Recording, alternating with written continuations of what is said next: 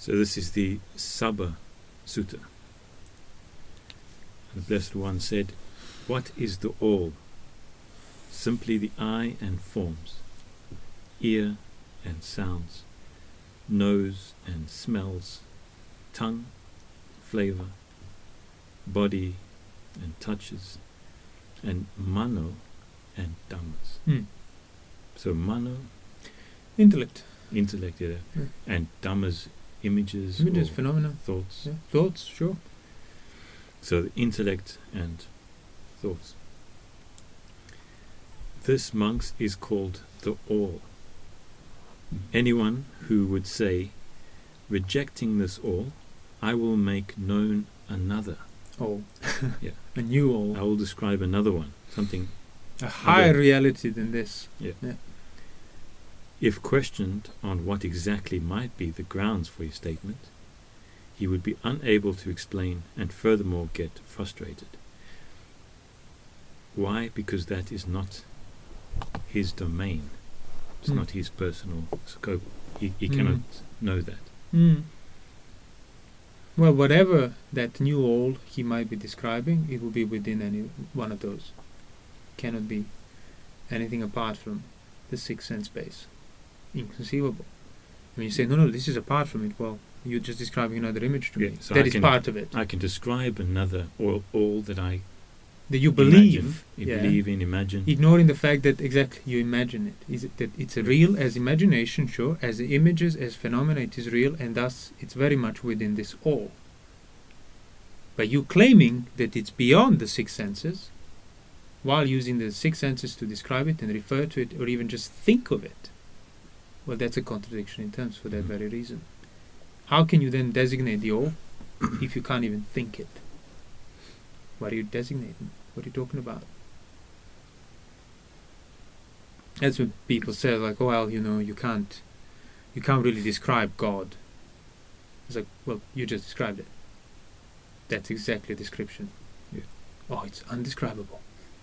Oh, that's a property of God, which is then describable. So then it's a contradiction in terms, such a statement.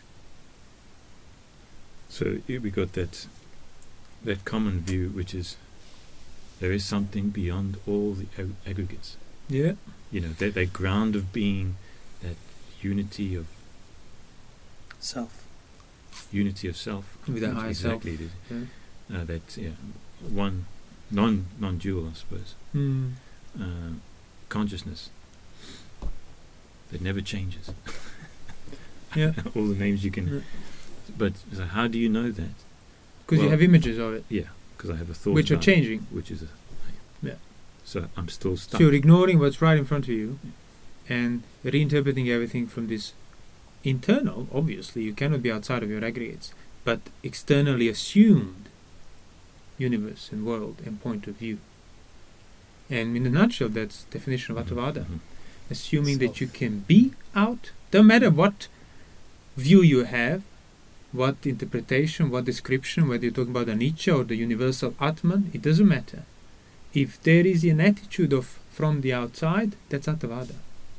Even if you don't think separated, necessarily in terms of self. Unique, independent. Means basically outside point of view, and that's an internal image, which you realize, oh, that's why it's a contradiction in terms. So whenever you think outside, it's done with mano and intellect, which is six sense basis, which means it's inside of this all. So is there a thing beyond the aggregates or beyond experience? And you just answered, no, there's nothing like that. Well, you can imagine. No, see, that's already, there's nothing. Sorry, yeah. You just made it into something. Yeah. Theoretically, there is nothing, but you have to realize that theory, it's always going to be on a level of a view. So you can have the right theory, but even then it will remain on the level of a view, which means it's not true for you. You need to start doing it. So when you make I must never make a statement there is nothing. No, make a statement there is nothing, but then include it rightly in the all that is here and now. And that is your practice. That is your bhavana. That is your right order, right contradiction, your rightly arranged things that will be then freeing you from these contradictions. Assumptions. Yeah. Every assumption has to be a contradiction in itself. Not that you would necessarily see it that way initially, but that's the whole point. Assumption of external self, assumption of the views coming like as the determining factor for everything else, ignoring the reality upon which they exist. So I can have an imagination, a fantastic imagination of consciousness, some light or whatever, some image of the ground of being or whatever. And then I can just devote myself to that and abandon all of this lesser stuff. Sure. Lesser consciousnesses. Sure. Whatever. And get quite far and free from sensuality. Sure. Supposedly, yeah. I mean, if you really commit to it, again, not to the image necessarily. Like image on its own will not free you from sensuality. But if on account of that image, even if it's to some extent contradictory, you do start living withdrawn from the senses, in the solitude, contemplating lack of satisfaction, then you will abandon sensuality. Even without the right view, even without the Buddha's teaching. But not without the work. And like we said because before, there's difference between abandoning sensuality and replacing it with a higher reward. That's not abandoning. You see, that's the thing. Yeah. So if I but what I'm saying is, it is possible to actually abandon sensuality. The Buddha said that in the suttas as well. You can uproot the assumption of sensuality, undo that contradiction, even outside of the Buddha's teaching. But the work needs to be done, not like on account of some divine kind of providence descending upon you, and suddenly you're just free. No. Like if monks and nuns or other practices, samanas and brahmins of other religions free themselves from sensuality, it had to have been the same way of gradual training, unintentionally, withdrawal, guarding of the sense door, living in the seclusion, and really experiencing that self-loathing on the level of the presence of the body and the aggregates that they do not want, but not act out of it to destroy it or go back to sensuality. And that is the first jhana. Now, sure, they might have had all sorts of other views. They would then not necessarily make them value it the way they should, but factually, they could have uprooted the sensual desire, the assumption of beautiful in the senses and in the body. So a person can still have like the love of God. Yeah. So, but they could have, if they applied, if they actually endured, withdrawn from the senses, from the unwholesome states, complete relinquishing any perception of form that they have, as in relinquish the ownership and delight in it, they could have experienced the release on account of it, because the mind has been developed in regard to their own body. But it's like when the Buddha said that he wasn't perfectly celibate, until he gave up even the well, from the Dhamma point of view now. Yeah. So but he gave up sensuality, sure. But he extended that for the future rebirths. See, you gave up sensuality here. You're not free from samsara, which means you can go back to, like, whatever, heavenly rebirths, but when that runs out, you're back to sensuality and back to other things. So you want to be perfectly celibate, perfectly withdrawn, as in never even return to it. Doesn't matter how many eons ahead you might spend in heaven. Doesn't matter. You never return to sensuality. Well, for that you need the right view. That's the anagami. Person free from sensuality with the right view is anagami, and he's called non-returner for that very reason.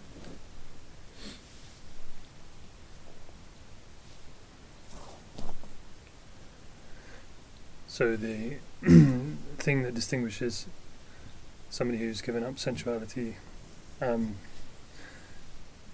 with attavada and somebody who's given up attavada. So we were talking about images and dhammas. So you were saying like somebody might give up sensuality on account of some image of a god, or that they were devoted to, that they valued more than sensuality. Or again, that's not giving up though. They might that's be replacing it with. Yeah. That's more like you just replace one intoxication with another. Yeah. So it's not. But that's not it. But what I'm saying is, and the Buddha himself said that when people ask him, what do we practice in order to be reborn in Brahma world or Tusita heavens? And he was, well, you practice perfect sort of celibacy, not giving in to sensual thoughts and so on, and these heavens will be guaranteed for you. I don't know which heaven specifically, but that was kind of the gist of it. The point being, yes, there is that mundane sort of, you just replace one intoxication with another. That's not uprooting sensuality. But somebody can, on account of their belief and the view in God or Atman or whatever, actually do the work on the physical level and keep the precepts, be completely withdrawn from the sensuality, guard of the sense doors, live in seclusion, experience that as I call the existential fatigue of the senses there that are now being withdrawn and tamed, basically go through withdrawals. That's that self-loathing in that practice sense. The mind will have to come down if they don't give it up. And when the mind comes down, they will then realize, oh, no, this is actually more valuable. This is safer, this is more peaceful, this is less disturbing than sensual pursuits. And factually lose desire towards sensual pleasures. We're free from that assumption that they are actually pleasant, that these burning charcoal embers are pleasant. Without, still on the basis of that wrong notion of the eternal self or whatever, but not, on account of an image, they give it up. No, on account of an image, they might actually do the work, and it's the work that will free them. Yeah. Because it's implicit anyway, this idea of... That's why I always ask people, ask you as well, like, how did you start? Well, what was your first... But, I mean, it doesn't apply just to other practices and religions. It applies to even Buddhist practices today. It was like, sure, whatever instruction do you follow, whether it's for jhana or for this or for that, whoever instructed you, wherever you learned it from, did it emphasize the necessity of gradual training, of withdrawal, of guarding of the senses, of taming of the mind.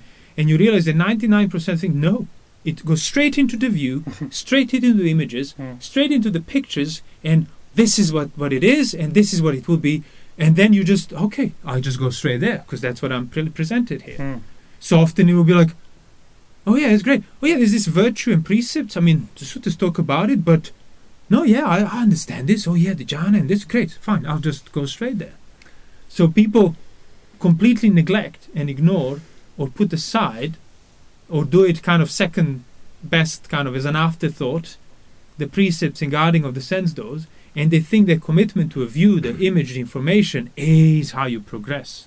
No, you can have the image of some random deity, but if you do the work on account of it, you'll be free from sensuality. And then you realize, oh, but that's why I'm free.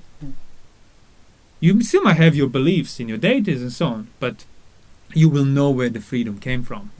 You will know where the drying up and taming of the senses came from. Might as well skip the deity and say just this. Well, then I think you would obviously be a much more favorable position to reevaluate your beliefs and your deities, because you're not being obstructed by sensual desires and projections. That's why even somebody with the wrong view, who has went through like guarding of the sense door and not given it up, keeping the precepts, they actually factually have diminished the amount of dust in their eyes. So when then they would hear the Buddha, they would be, oh wow, but that's it. Because they already have the ingredients for it, more or less. They're already there in a sense of their perspective is seriously unpolluted now, because they have withdrawn from sensuality.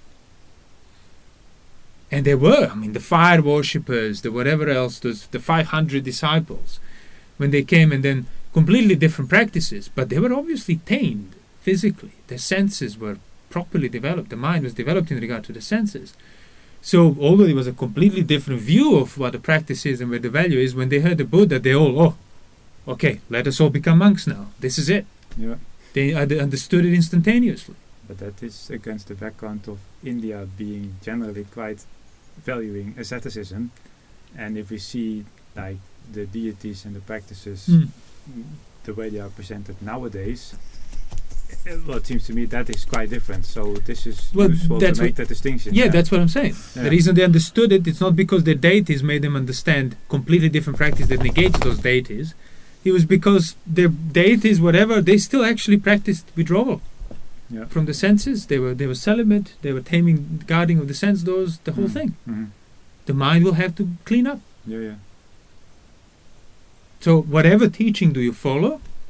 Well, ask yourself. Okay, but does it go straight into the images, the view, the expectations, the pleasure, the joy, the happiness, the jhana? Yeah, you read the suttas for that jhana. Do you do everything else beforehand? Or do you just go straight to the piti? Just the piti. It's just everything is just blissful, because that's what my meditation is. Well, that's not the meditation that the Buddha was talking about. Ever. Yeah, bliss will come, but obviously of a very different kind. Yeah. And then again, even if say, well, I don't believe in any of that, I don't think it's necessary, I just have the view or the instruction and it works for me. What do you have to lose if you keep the precepts and guard the sense doors? So you don't have to. I'm not asking you to give up whatever view. I'm not saying all these views are wrong or whatever else. So just objectively, rationally, what do you have to lose? Well, the pleasure that is bound up with the senses. Oh, you mean the pleasure opposite of jhana? You still don't want to give up while you want the pleasure of jhana. And that's exactly it. So it's like, oh, yeah, what do I have to lose if I actually do follow what the sutta say? I don't need to give up my jhana practice or whatever else, but yeah, why don't I take the precepts seriously, be celibate, guard the sense doors, live it. I mean, I can then have a jhana on steroids. Because, if I obviously have a view that I can have jhana while I'm steep in sensuality, imagine the jhana that the Buddha was talking about. The jhana when you're withdrawn from everything unwholesome. So there you go. Use your sensual desire for your jhana and actually do it properly. do it the proper way. Yeah. Now, is there a practical way to discern the all without making the wrong move of trying to look at it from outside? No. So how is the all being... Or rather, there is a practical way, but not without making a move from the outside. Yeah, exactly. That's the so point. It's learning how to correctly recollect in regard to the move from the outside that you already made. Uh-huh. In other words, learning how to include what you excluded. And that is how you discern from... That is how you will all. eventually find a balance. Uh-huh. And stop spilling outside for a standpoint. But it's like a training process of training your mind to that spillage of outside view, reflexively re-include it. But obviously you're going to re-include it too much, so then that will become your outside view, and then you include that, and you do it for as long as the mind doesn't calm down within that. Yeah, that's almost a description of developing yonisomanasikara. That's exactly what it is. Yeah. Whose description? Well, what we were talking about the other day. My description. Yeah, I thought, who described that? That's a good description. No, that's exactly what it is. Yeah, yonisomanasikara. That's exactly what it is.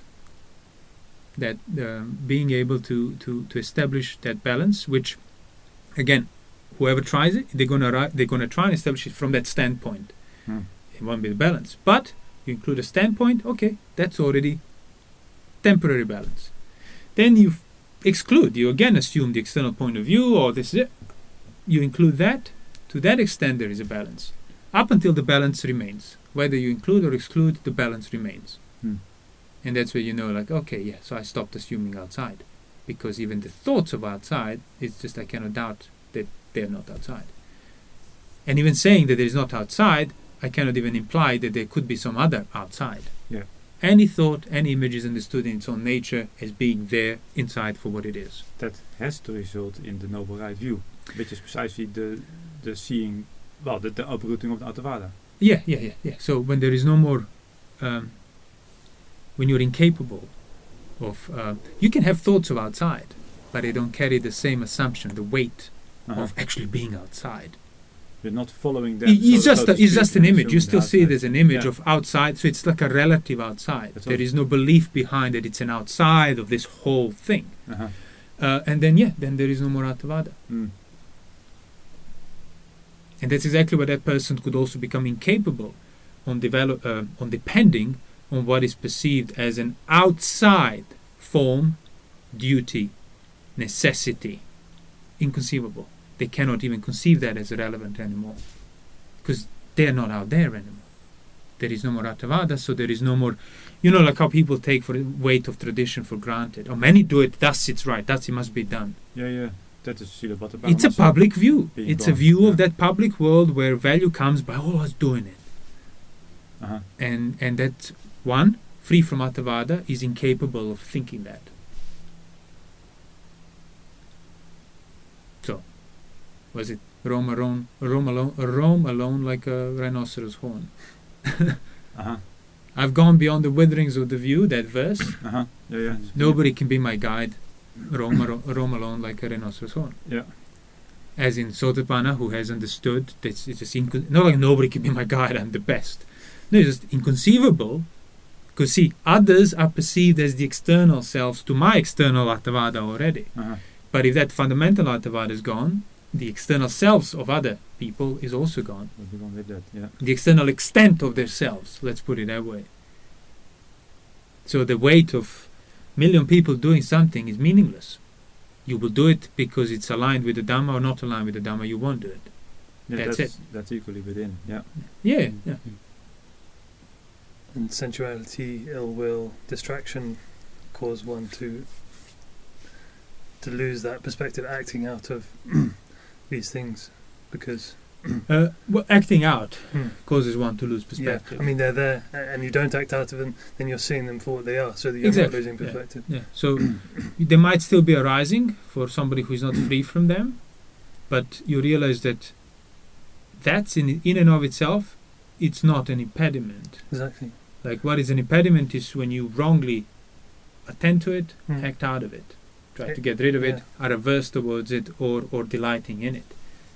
Or Like that's what's going to maintain it. You can sort of have a mood there, and if you're not acting out of it, you're seeing it for what it is. Yeah. Then it's kind of all right. It's like I mean. Well, it came on its own. exactly. It will go on It's its own. not nothing. Yeah, you realize, oh, this is the my responsibility. This is the line for it. Yeah. So You've I tamed won't your delight. mind, so- I won't ignore it. I won't be averse towards it. I won't act out of it. But that's it. I like if I feel entitled for it to not be here. Mm. Oh, I am. Ill I'm will. involved with it. Yeah. Which means my mind is not turned away Mm. from these things, because I still feel the need, the necessity to deal with it, crossing that line. Mm. As I get a simile, going out, chasing people that are in front of the no. I'm safe in here. Mm. I'm safe behind this line. It cannot come in here. Internally calm. Mm. Well, the turtle, With wasn't this- it? The turtle yeah, retracting thing. its limbs Yeah. until the jackal kind of leaves. Mm. Not like, doing kung fu moves on it to beat the jackal up so the jackal leaves. No, it's just, I can stay like this. And then jackal will have to lose interest and go. And that's when we speak about this endurance. Some people seem to conflate that with bearing. So they translate it as enduring, but the Pali is pahatabba. So Yeah. that's what it means. Bearing it means bearing of the elements. People sometimes tend to confuse when we talk about enduring for bearing, which is that pahatabba, the Pali word. When we say enduring, it's really the word khanti, patience. It always goes patient endurance.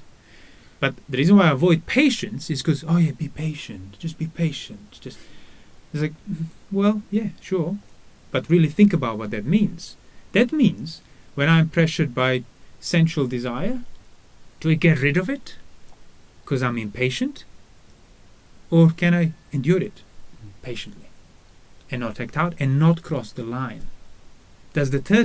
What happens to a turtle if it gets impatient with the jackal that's still not leaving? Puts his arms It's out going to and have its goes arms to- snapped out, yeah. But so when I say enduring, for new listeners or for people that are still doubtful about it, take that to mean khanti in the suttas, patience. And patient endurance is the highest purification, as the Buddha says, the highest tapas. And that's what it means. Doesn't mean pahatabba of just bear it, just bear the elements, just bear the sensual thought, just bear. Or fight against it, kind of. Well, it's already a form of fighting against. You need khanti to do pahatabba.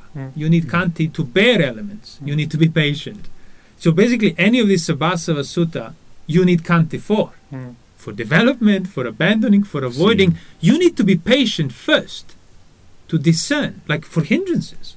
As we spoke before, when hindrances arise, sensuality or ill will, if you're habitual, I get rid of this, I think the opposite, I do this, I do that, you're not very patient, aren't you? What's the problem of, well, I'm not welcoming this. I didn't make it arise. Why do I need to do the work of removing it, making it go away? No, I'll just be patient and let it go away. And when it sees that I'm not reaching out and interfering, means it's going to lose interest in me. See, if I come to provoke you, you could be, or get a reaction, I don't care what type of reaction it's going to be. Mara doesn't care whether you're going to like him or hate him, as long as you give him a reaction. And that's exactly every time, there was exactly the description for every time in the suttas when Mara was there tempted. It's like, I've been trying for 6-7 years following him like a crow just to pick on a piece of fat that dropped out or something. And there's nothing left for me to grab on, so he left him alone. But that's the only way Mara has of remaining unseen. Yeah. Because that's the only way Mara has power over you. If you react. If you go out in his domain. Because he said that. The Buddha said that. It says Mara does with people what he wants because people take what belongs to Mara. They go there in Mara's domain. What are the things that belong to Mara? The all belongs to Mara. So if you react, act, interfere, engage with the all, Mara controls you to that extent because you are the one who took what doesn't belong to you. Whereas if you're patient or you practice this endurance, then it's possible to then discern the nature of that image or that phenomena. Yeah. Because it's enduring. Yeah. Having said that, I think since we qualified that when we say endurance, we mean khanti, and people tend to confuse that for bearing of pahatabba, it can be other way around as well. Sometimes people say, oh, this is the khanti of endurance by simply bearing random things and expecting them to go away. See, expecting things to go away means you're still impatient. So you're enduring things on physical level, you're bearing things on physical level, you might not be acting out, but mentally, you're not patient. You're not accepting the fact that they have arisen enduring. You're still trying to get rid of them. And now you're using patience as a wishful thinking that it will go away on its own. It will go away on its own. But see, you leaning towards it going away means you're not truly patient. You're not truly equanimous towards this thing, whether it's here or not. I don't mind. I am safe with my limbs retract. I am not bothered with the fact that there is an angry person threatening and shouting at me through this door. Because I have understood now that he cannot cross this line. And I understood that because I've been patient sufficiently enough. I endured things on the right level sufficiently enough. But the sign of you that you're doing it right, it's always in the sutras that it says his mind is elevated and he's internally calm. And that's another thing. With that thing in front of him there. With that monster there, his mind is elevated and internally calm. Well, that becomes your measure of the calmness. The fact that I didn't have to get rid of this thing, which I used to always think, and it was bothered and I couldn't go to sleep if it was there all day. Not bothering me. The fact it was there was bothering me. I was bothering myself with the thought of it. Now, that has not changed, yet I am unbothered. Completely amongst unbothered. Things that used to bother me. Yeah, amongst suffering, he ceases to suffer. And that's that whole, like, the elevated, the kagata, the one-pointedness. It just means higher place, unified higher place.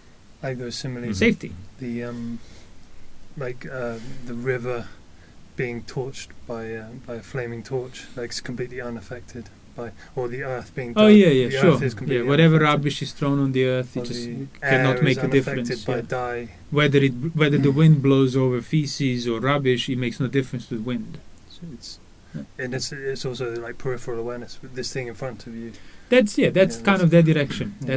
That's where your shell is, the turtle. Like, but you have to learn. Then you have to start discerning these subtler things. Yes, first physically and verbally is the way of acting out and reaching towards the jackal. But then, do you cultivate the mind of, oh, I'm not acting towards sensuality, but mentally I'm happy about it. You're not enduring it. You're already welcomed it. Or I'm not acting towards this aversive thing that's in front of me, but I really wish it harm.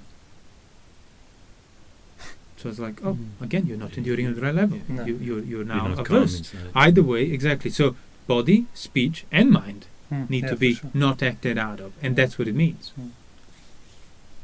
So if you discern that right where the line is, that khanti is the highest tapas, is the highest purification, that endurance on the right level that I keep saying, then you okay, yeah, that is, protect that, don't lose sight of it, the balance of it, and whatever comes, sensuality, ill will, any of the hindrances, you will see through them, and they will not hinder you to whatever extent they might have arisen. It won't be hindering,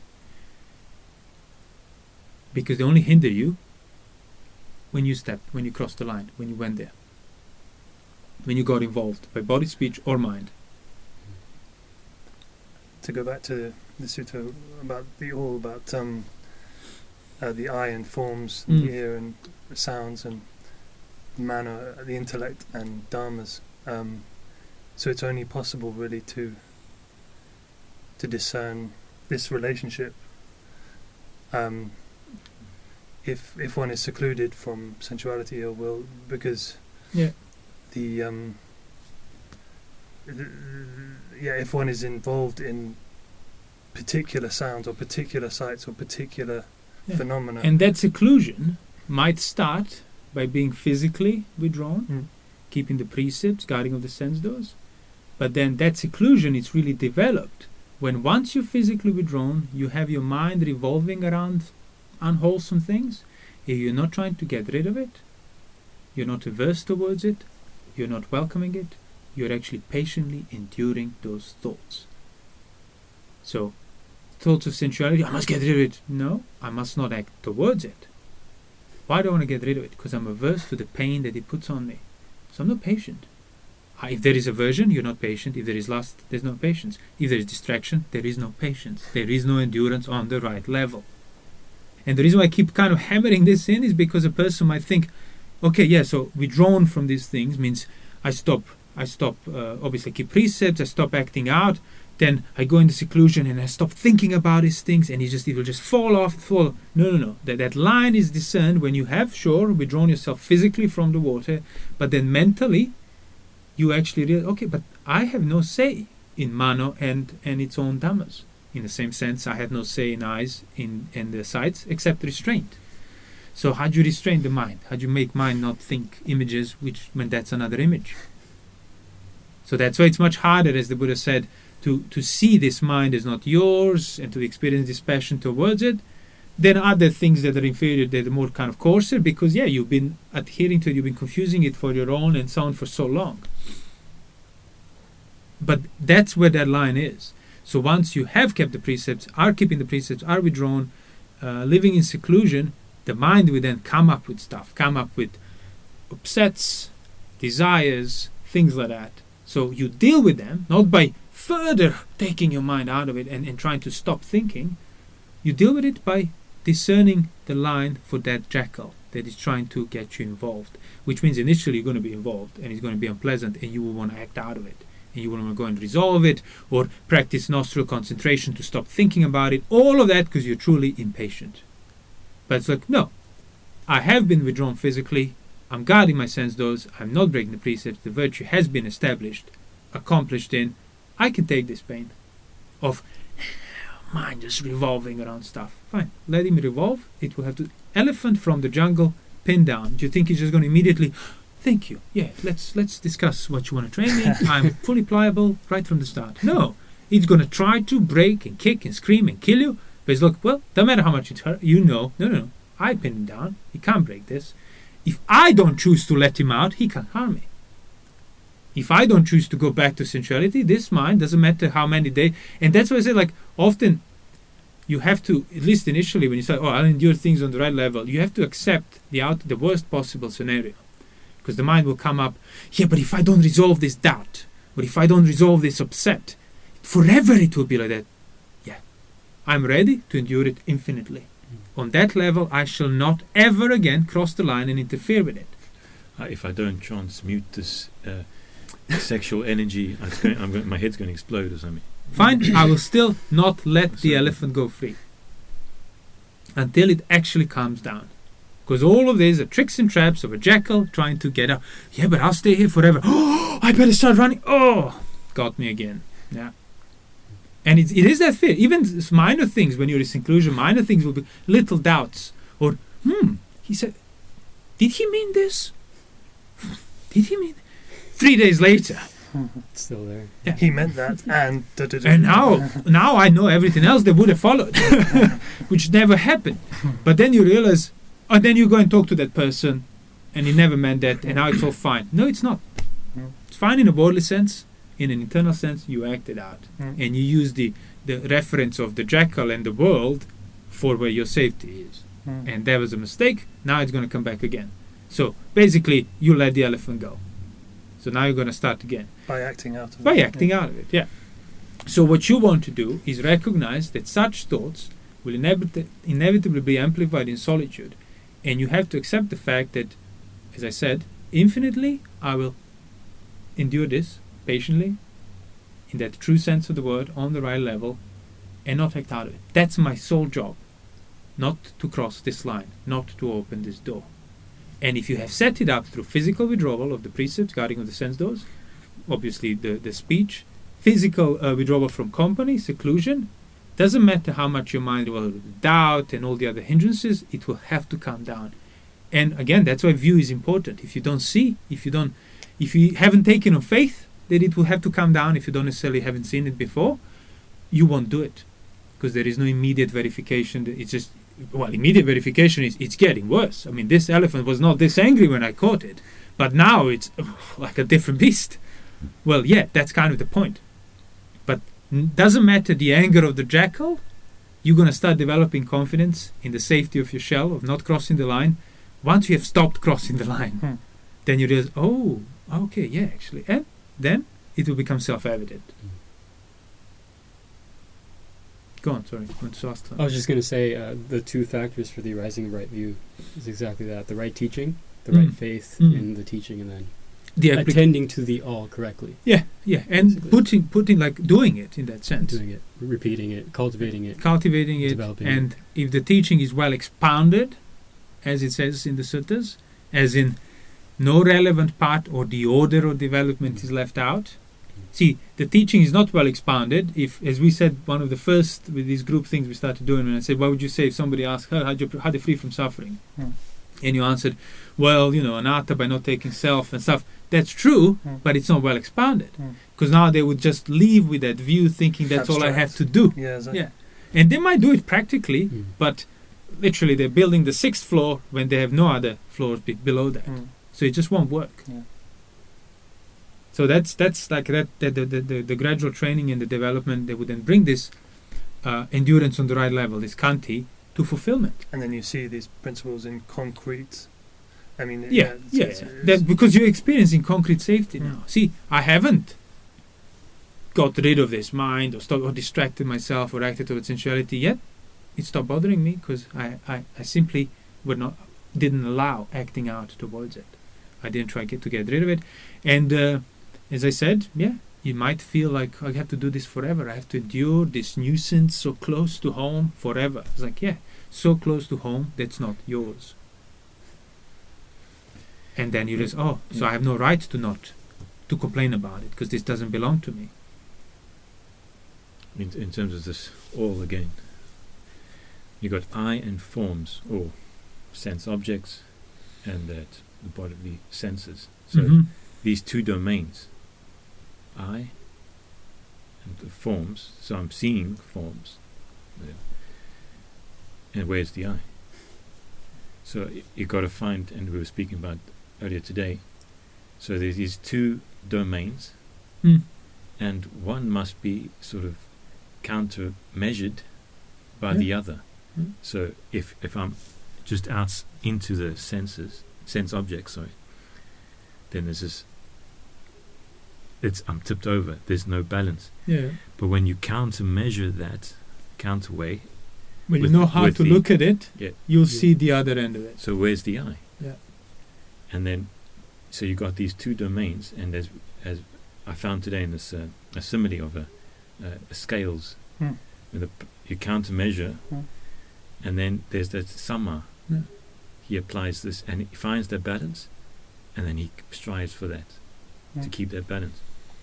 But that's already fully based on yonisomanasikara. That's what that balance is. And that's what yonisomanasikara is. See, manasikara is what you attend to the front. That's generally. Every manasikara is ayoniso. You're not aware of its counterweight. You're not aware of its womb, or where it came from, so to speak. What is the opposite to this? You're not aware of it.